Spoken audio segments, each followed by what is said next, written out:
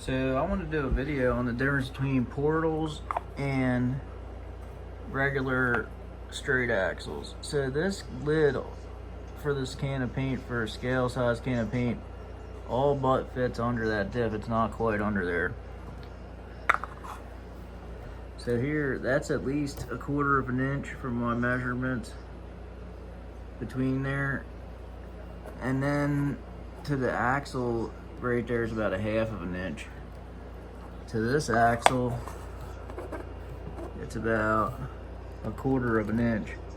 So for diff clearance alone, just the bottom here, that's basically in the real world like going from a 33-inch tire to a 38-inch tire, punking axle clearance wise, which is a big difference if you ever off-road real stuff. Like in a Jeep, we off-road Cherokees, and if you go from a 33 even to a 35, you notice your axles clear a lot more rocks and different stuff. So a 33 to a 38 is like pretty significant difference.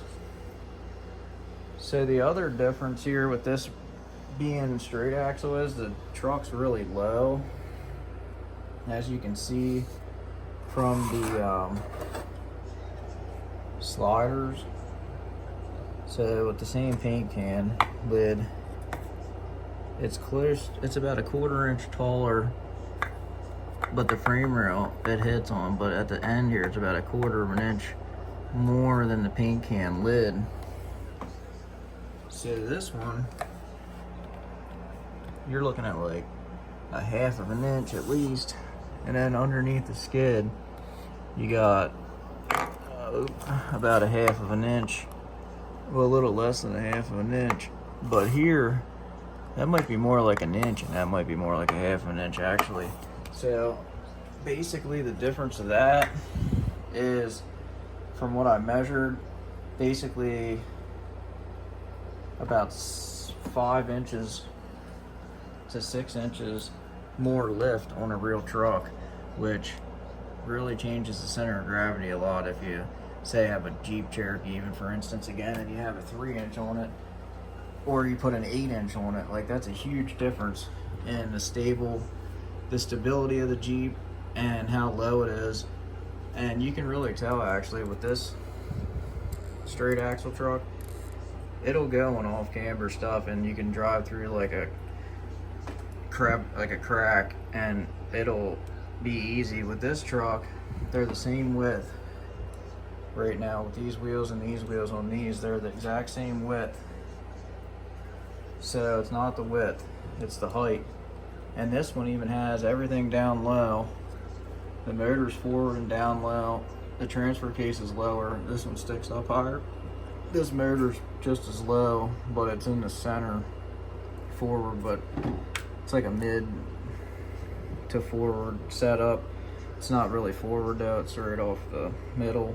It's just towards the front. So this motor's here, and this motor at the front is the whole way up, basically to the rear of the front axle. But this truck here will go up hills just as good as this truck, just because it's lower. The thing that gets you with this one is the axles get caught on a lot of rocks, and plus the portal versions of the SCX 10.3 axles, the pumpkins over here in the front, so that actually gives you even more clearance in the center, which helps even more. So this truck, you hit the axles a lot, and you hit the skid plate a lot more because it's not as high. So that's the only downfall really. But the positive is it's more stable and it feels more planted, especially on off camber stuff.